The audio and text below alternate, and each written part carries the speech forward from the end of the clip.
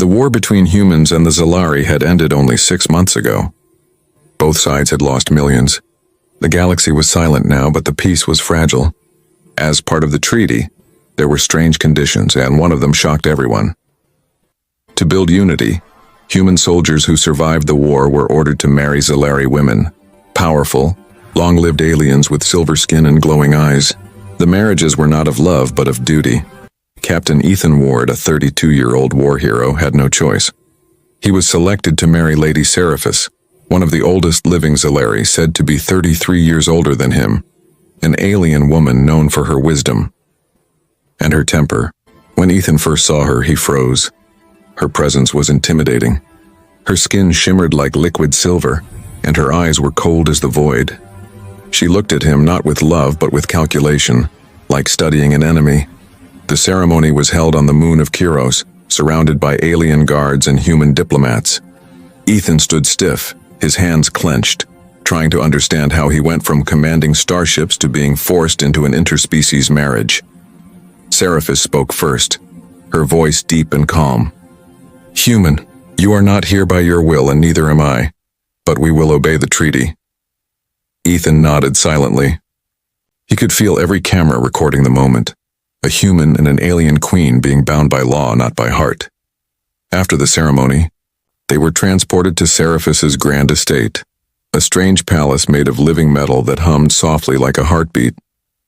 The air smelled different, thick with alien perfumes. Ethan felt lost. Everything was too bright, too strange, too quiet. Inside, Seraphis moved like a queen. Every servant bowed.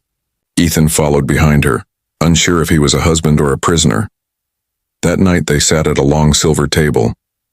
The food was alien, glowing fruits, crystal-like meats that steamed in the air. Ethan pushed his plate away. "I can't eat this," he said.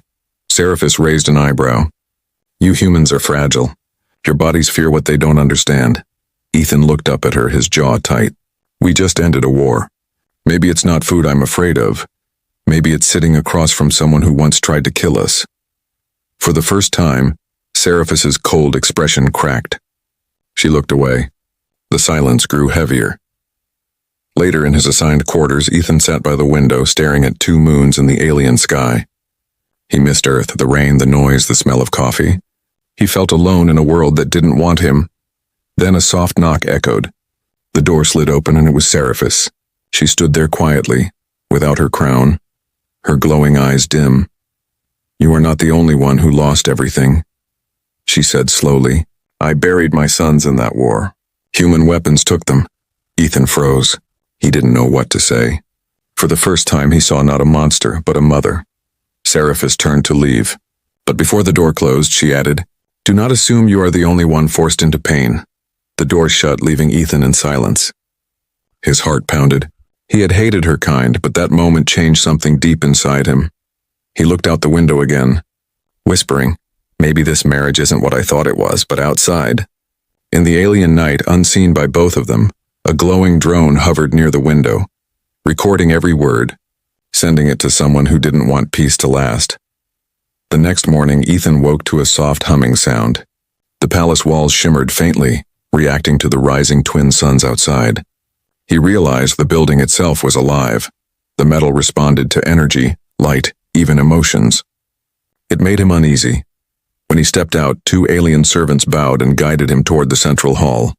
Everything was shining silver and blue, full of floating lights. Lady Seraphis sat on a throne made of vines that pulsed like veins, reading a holographic scroll. Without looking up, she said, "You walk heavily. Humans do not move with grace." Ethan frowned but didn't answer. He was tired of her cold remarks. Yet something about her calm voice made him hesitate. She seemed distant but not cruel. "I'm not here for grace," he replied. "I'm here because I was ordered." Seraphis closed the scroll and looked at him. "So was I," she said softly, then stood up. "Come. You should see what you married into." She led him through a long corridor, and suddenly the walls opened like petals. Ethan stepped into a wide chamber filled with glowing spheres floating in the air. Inside each sphere were moving images, cities, battles, faces. It looked like memories trapped in light. "What is this?" he asked. "My archive," she answered. "Every Zalari noble keeps their memories here. These are my centuries of life." Ethan stared as one of the spheres drifted toward him. Inside, he saw young Seraphis laughing beside two alien children, her sons. Then a flash of war and explosions, fire, human ships. He flinched. Seraphis watched him quietly. "You see now why I despised your kind," she whispered. "But hatred has no end. I have lived long enough to know that." Ethan looked at her differently now. She wasn't only a symbol of the enemy. She was someone who had lost everything, like so many humans had. But before he could speak, a deep rumbling shook the palace. Lights flickered. The living walls pulsed red. Seraphis's face turned serious. "Stay here." She ran toward a wall, touching its surface, which opened to reveal a glowing panel. "Unauthorized signal detected near the east wing," the palace announced in a mechanical voice. Ethan followed her despite her order.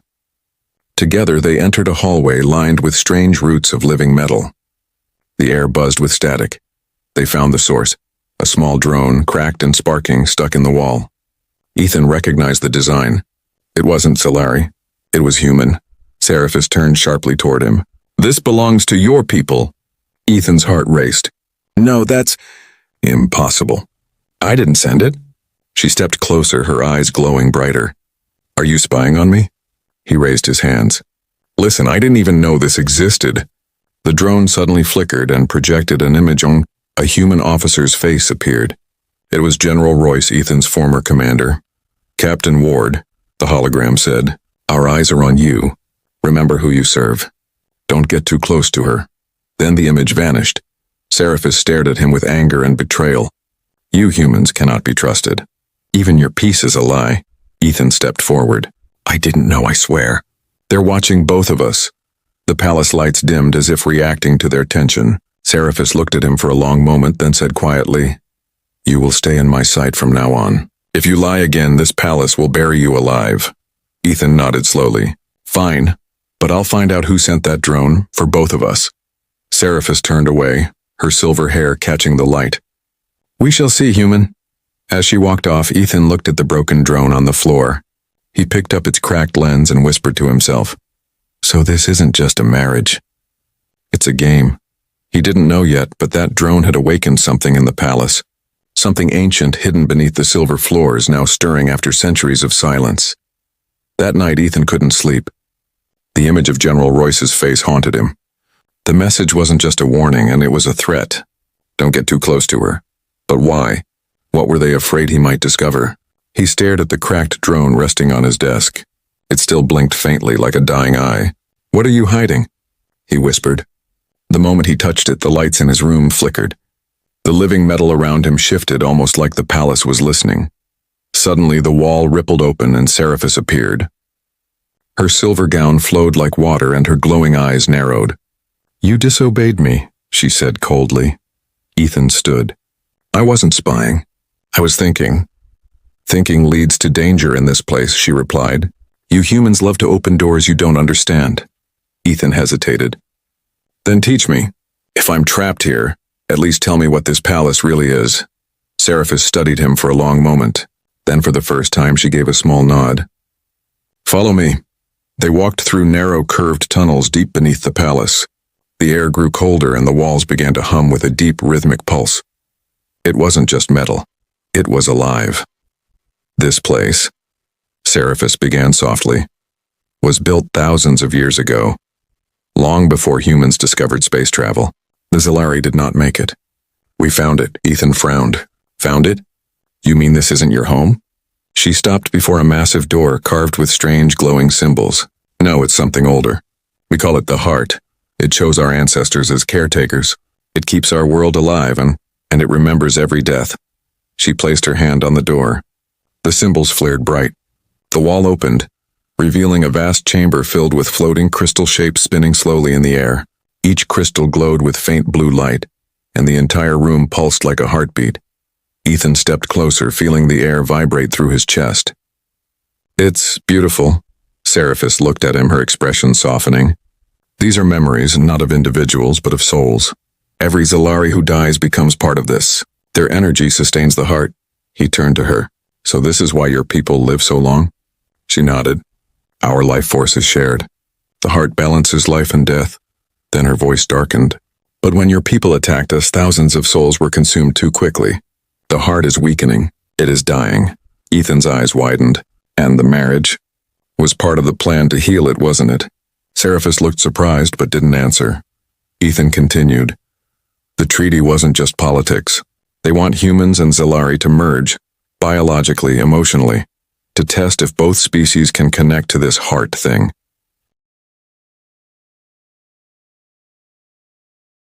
Seraphis stepped closer, her voice almost a whisper. You understand more than I expected. Before either could say more, the ground shook violently. The crystals flickered. A dark energy began spreading through the chamber like black smoke. Seraphis gasped. No, it's awakening. Ethan looked around. What's happening? The heart is rejecting something, she said quickly. It senses corruption, something alien to its system. Ethan froze. The drone, she turned to him. Yes, your machine's signal reached here. It infected the heart's network. Without warning, the black energy lunged forward, striking one of the crystal cores. It shattered, and a scream echoed, not from any mouth, but inside their minds. Ethan fell to his knees, clutching his head. Seraphis staggered, grabbing a wall for balance. Then from the shadows a figure began to form, a hologram of a human soldier, but distorted, flickering, like a ghost made of static. It spoke in a broken voice. This world is not yours, leave, or be consumed. Seraphis shouted, shut it down, and slammed her hand onto the control glyphs. Sparks burst. The heart dimmed. Silence followed. Ethan slowly stood, breathing hard. That voice, that was human. Seraphis turned toward him, her face pale with light. It seems your people are not only watching us, they have already begun to invade our souls. The chamber fell dark except for the faint glow of her eyes. Ethan whispered, then maybe we fight together. She looked at him for a long time, not as an enemy but as an equal. The chamber remained silent after the darkness faded. Ethan stood beside Seraphis, his heart still pounding from the echoing scream. The shattered crystal on the floor glowed faintly like dying embers. The strange human-like hologram's voice still rang in his ears. Leave or be consumed. Seraphis knelt near the broken crystal, placing her hand gently above it. A dim pulse answered her touch. It's fading, she whispered. Another memory lost forever. Ethan looked around. That thing, it spoke with a human voice. You heard it too, right? She nodded. Yes, but that should be impossible. The heart has never created something that sounds human. He took a deep breath. Then maybe someone made it sound that way. Maybe they're experimenting on this thing remotely. Seraphis stood up slowly. If that's true, then our treaty was never about peace. It was about access. Ethan frowned. Access to what? She turned toward him. To this, to the heart. Your leaders must have known about its existence. They didn't want marriage for unity. They wanted a human inside this palace to open what they couldn't reach. Her words hit him like a strike. He wanted to deny it, but deep down he knew she might be right. The drone, the message, the voice, and it all connected too neatly. Ethan clenched his fists. I'm not part of their game anymore. If they think they can use me, they're wrong. Seraphis watched him carefully. You speak like someone who has lost faith in his own kind. He looked straight at her. Maybe I have. But I didn't choose this war or this marriage. Still, I'm here. And if this heart is in danger, I'll help you protect it. For the first time, her expression softened. The cold edge in her eyes dimmed, replaced by something human, something fragile. You're a strange man, Ethan Ward, she said quietly. Perhaps the galaxy made a mistake forcing us together. Or maybe it didn't. Before he could reply, the walls shuddered again. The lights around them flickered red, pulsing in alarm. The infection is spreading, Seraphis shouted. Follow me. They ran through the living corridors as they twisted and changed shape. The palace itself was trying to contain the damage. Floors rippled beneath their feet, and blue lights flared like veins under the surface. They reached a control nexus, a circular room surrounded by floating glyphs and living cables. Seraphis pressed her hand to a glowing console. A beam of light shot out, scanning her body, but the system stuttered and rejected her. Why isn't it responding? Ethan asked. It no longer recognizes me, she gasped. The corruption is rewriting the command network. Ethan stepped forward. Let me try. Seraphis turned sharply. You're human. The system won't accept you. Maybe it's time we test your theory, he said, and placed his palm on the console. The entire room exploded with light. Both of them gasped as energy surged through their bodies and blue from her, gold from him. Their minds collided in a flash of shared memory. Ethan saw her past, the laughter of her sons, the fall of her city, the endless war. Seraphis saw his, Earth's burning skies, soldiers crying for home, Ethan standing alone at a grave. They pulled back, both trembling. Seraphis whispered, "The heart. It responded to you. It linked us." Ethan stared at his glowing hands. "Then we're connected now, whether we like it or not." The lights dimmed again, but now the palace pulsed in a new rhythm, echoing both their heartbeats together. The corruption began to retreat slightly, like the heart was healing itself through their bond. Seraphis looked at him, her voice shaking. "You and I might be the only bridge between our worlds. If we fail, both species will fall." Ethan nodded. "Then we don't fail." She gave a small smile, the first real one he had ever seen from her. "Human courage," she said softly, almost amused. "Perhaps it's not such a myth after all." But as they turned to leave, a faint whisper came through the console. The same distorted human voice as before, now clearer, colder. "You can't save her. Captain Ward, you were never meant to." Ethan froze. The voice belonged to someone he knew, someone from his past. Seraphis looked at him sharply. "Who was that?" He swallowed hard. "My commander, General Royce." The echo of General Royce's voice filled the glowing chamber, sharp and haunting. Ethan froze, his heart pounding. He had once respected that man, trusted him with his life.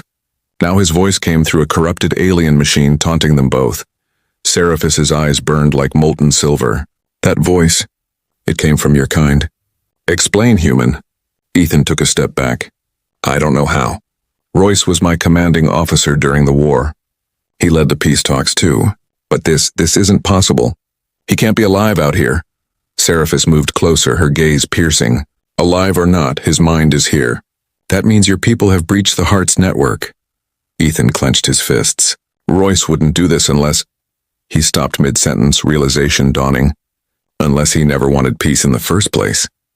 Seraphis touched a nearby console and the room darkened. Streams of data appeared around them, like glowing threads of light. "The infection came from a hidden transmission," she said. "It didn't come from space. It came from inside the human fleet orbiting my world." Ethan's stomach twisted. "He used me as a key," he said bitterly. "He knew I'd be inside this palace. The drone wasn't surveillance, and it was a transmitter." She looked at him with both anger and pity. "Then your people betrayed not only us, but you as well." For a moment, silence filled the chamber. Ethan turned away, ashamed. He must have built a link between himself and the heart. He's trying to control it, to use its power. Seraphis frowned. "To what end?" Ethan looked up, his voice heavy. "To make himself a god." Seraphis didn't argue. She turned back to the console and pressed her palm against it. "The heart is pure energy. It can reshape matter, heal, or destroy. If he controls it, he controls life itself." Ethan approached her side. "Then we stop him." She glanced at him. "You talk as if you can fight your own kind." He met her gaze firmly. "If they've become monsters, then yes. I'll fight them." The air shimmered again, the heart reacting to their unity. The chamber brightened, showing them a new vision.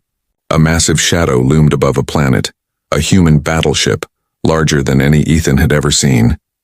Its engines pulsed with the same blue glow as the heart. Seraphis's face turned pale. "He's already drawing power from it." Ethan stepped forward, his voice steady. "That's the Vanguard, our war flagship. It was destroyed years ago." She shook her head. "No, it was hidden. Your general used our technology to resurrect it." The hologram shifted again, showing human soldiers attached to machines, their eyes glowing blue. The heart's energy ran through their bodies like veins of light. Ethan felt sick. "He's turning people into conduits. Living batteries," Seraphis whispered. "He's feeding on both our species." The chamber shook again, another pulse of dark energy. The heart groaned, its crystals dimming. Seraphis staggered, clutching her chest. Ethan rushed to her. "Seraphis." Her voice was weak. "The link between us, it's what keeps me connected. When the heart weakens, so do I." Ethan gripped her arm. "Then stay with me. I won't let it take you." The palace lights flared, reacting to his emotion. The energy around them turned gold and silver, swirling together like fire and water. The corruption receded for a brief moment. The heart seemed to breathe again.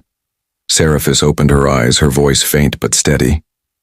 Your bond, it amplifies the heart. You are not just human anymore. Ethan stared at his hands, still glowing faintly. Then let's use it. Seraphis nodded slowly. There's only one way to reach the heart's core, through the ancient conduit below this palace. But if we go there, there's no turning back. Ethan smiled faintly. I wasn't planning to. As they turned to leave, the hologram flickered back to life. General Royce's cold smile appeared again. You always were stubborn, Captain. But remember, you were built for war, not love. Seraphis looked at Ethan, her eyes narrowing. He underestimates both of us. The hologram vanished. The heart rumbled deep below as if answering her defiance.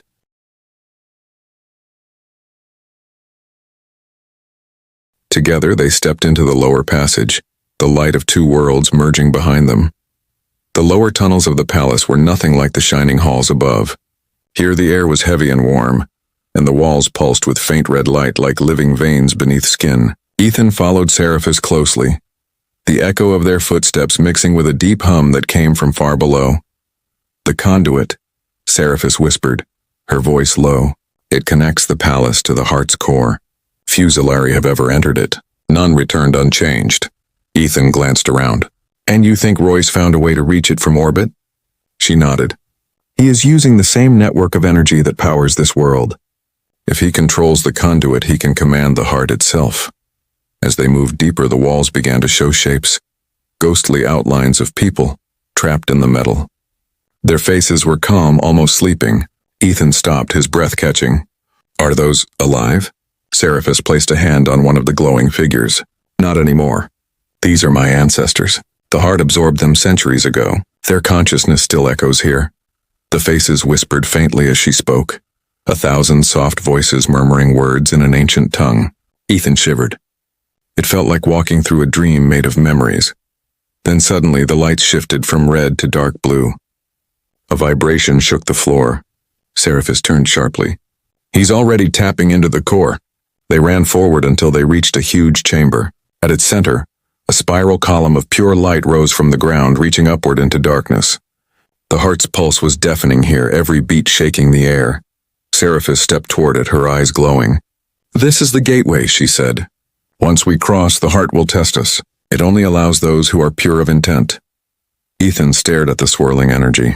Then I'm in trouble, he said quietly. I've done things in war I can't forget. Seraphis looked at him, her voice soft. Purity does not mean perfection, human. It means the courage to face your truth. Before he could respond, the air twisted around them. The spiral of light suddenly expanded, forming two shapes, one made of silver flame, the other of golden fire. Ethan and Seraphis gasped as the shapes mirrored them exactly. Two glowing copies, eyes burning bright. What is this? Ethan shouted. Seraphis's voice trembled. Reflections of our souls. The heart is judging us. The silver version of Seraphis stepped forward, speaking in a voice like echoing wind. You seek redemption, but your heart still carries hate. The golden version of Ethan smirked. And you humans still crave war more than peace. Ethan clenched his fists. I'm not that man anymore. Prove it, the reflection said and lunged at him. Light exploded as they collided. Ethan fought his own reflection. Every strike he blocked felt like hitting himself. Memories flashed in his mind, battles, screams, burning ships. He roared and pushed back, shouting, I fight for peace now. The reflection shattered into golden dust that faded into the air. Across the chamber, Seraphis faced her double. The air trembled with silver light. The reflection hissed, You pretend to care for him, but you still see him as a child. Seraphis raised her head proudly. He is not my child. He is my equal. Her reflection screamed and burst apart. The chamber filled with blinding light. When the light faded, both of them were on their knees, exhausted. The spiral pulsed warmly, its glow now mixed, gold and silver together. The heart had accepted them. A calm voice filled the air, ancient and vast. Two souls from distant worlds, now bound as one. You are the bridge. Seraphis looked at Ethan, her eyes shimmering with tears. It chose us, he nodded, breathless. Then we end this, together. But before they could move, a sudden noise echoed from above. A holographic image flickered into existence. General Royce, his face calm, his uniform glowing faintly blue. I see you've reached the core, he said with a cold smile. Perfect. Now I don't need to break in. I'll simply use you to open it. Ethan stepped forward angrily. You turned people into machines, Royce. You betrayed everything we fought for. Royce tilted his head. I didn't betray humanity, Captain. I evolved it. The ground cracked and dark tendrils of energy wrapped around the core, feeding from the heart's light. Seraphis shouted, He's merging with it. Ethan grabbed her hand. Then we merged faster. The light around them flared, golden and silver spirals wrapping together, pushing back the darkness inch by inch. But Royce only smiled. You can't stop progress, my old friend. The heart screamed as the battle for its soul began. The chamber roared like a living storm. Streams of blue and red light tore through the air as the heart's core twisted violently. Ethan gripped Seraphis's hand tighter, both surrounded by a whirlpool of energy. Above them, the glowing image of General Royce expanded. No longer just a projection, but a hybrid of man and machine. His face flickered between flesh and metal, his voice echoing like thunder. Do you see it now, Captain? Royce boomed. The heart was never meant to belong to the Zalari. It's a weapon, one that can rebuild the universe. With it, I'll erase weakness, erase death. Ethan's voice was steady but fierce. You've lost your humanity, General, Royce laughed. Humanity is a disease of emotion. You were always too sentimental, Ward. That's why I chose you, to test how deep the infection runs. The ground cracked. Tendrils of black light spread outward, climbing the walls. The faces of lost Zalari appeared within them, screaming in silent pain. Seraphis staggered. He's consuming the souls in the heart. Ethan stepped forward, his eyes glowing faint gold. Then he's going to pay for every one of them. Royce extended a hand. You can't stop me. You are already connected to the heart. I can control you through it, but when he tried, something unexpected happened. Instead of bending to his will, Ethan and Seraphis's joined hands flared with radiant energy, forming a barrier of golden and silver light. Royce's power recoiled and his metallic face twisted in disbelief. What is this? He growled. Seraphis's voice echoed strong and calm. It's what you will never understand. The heart doesn't answer to control. It answers to unity. The light around them grew brighter. Ethan felt their connection deepen. Every emotion, every memory between them flowed as one. He could feel Seraphis's grief and strength, her centuries of sorrow. And she felt his pain, his guilt, his stubborn hope. Together their bond pulsed in rhythm with the heart itself. Ethan raised his voice, shouting over the storm. You called love a weakness, Royce. But it's the only thing that's ever made us strong. The heart's core erupted with light. Waves of pure energy burst outward, colliding with Royce's dark tendrils. The impact shook the entire world. Royce screamed as his form began to split apart. You fools! You'll destroy everything! Seraphis closed her eyes and whispered softly. No, we'll set it free. The energy engulfed them all. Ethan and Seraphis floated in the storm, surrounded by memories, both human and Zalari, flashing like stars. Children laughing, soldiers dying, cities rising and falling. It was every life the heart had ever touched. Then came the voice, calm, ancient, and kind. Two hearts bound by choice, not command. Life must be born from balance, not power. The light focused into the heart center, merging the silver and gold into a single brilliant glow. Royce's final scream echoed before his body dissolved into dust and vanished into the void. The storm began to fade. The trembling stopped. Silence returned. When the brightness dimmed, Ethan opened his eyes.